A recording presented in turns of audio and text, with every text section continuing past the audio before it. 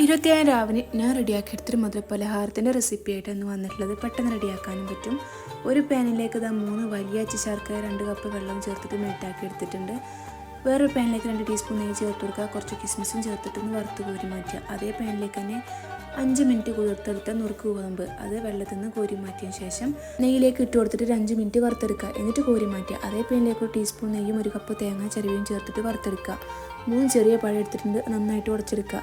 നേരത്തെ മാറ്റി വെച്ച ശർക്കരപ്പാനിയും അതേപോലെ നുറുക്ക് ഗോതമ്പും 1 കപ്പ് റവയും തേങ്ങ വറുത്ത് വെച്ചില്ലേ അതുകൂടി ചേർത്ത് കൊടുക്കുക. എന്നിട്ട് നന്നായിട്ട് മിക്സ് ചെയ്യുക. മുഴുവനായിട്ട് തന്നെ ശർക്കരപ്പാനി ചേർത്ത് കൊടുക്കുക. ഇനി ഇതിലേക്ക് ബേക്കിംഗ് സോഡയും അതേപോലെ ഏലക്കാപ്പൊടിയും 1 നുള്ളു ഉപ്പുകൂടി ചേർത്തിട്ട് മിക്സ് ആക്കി എടുക്കുക. 10 മിനിറ്റ് റെസ്റ്റ് ചെയ്യാൻ വെക്കുക. എന്നിട്ട് ഇതേപോലെ പേപ്പർ ഗ്ലാസ് എടുത്തിട്ടുണ്ട്, അതിലേക്ക് നിറച്ച് കൊടുക്കുക. ഫുള്ളായിട്ട് നിറച്ച് കൊടുക്കണ്ട കേട്ടോ. ഇതിൻ്റെ മുകളിലായിട്ട് കുറച്ച് കിസ്മിസ് വറുത്ത് വെച്ചില്ലേ അതുകൂടി വെച്ച് കൊടുക്കുക. എന്നിട്ട് 10-20 മിനിറ്റ് ആവി കയറ്റി എടുക്കുക. അപ്പോൾ പെട്ടെന്ന് റെഡിയാക്കാനും പറ്റും. ഹെൽത്തി ആയിട്ടുള്ളൊരു മധുരം കൂടിയാണ്. എല്ലാവരും റെഡിയാക്കി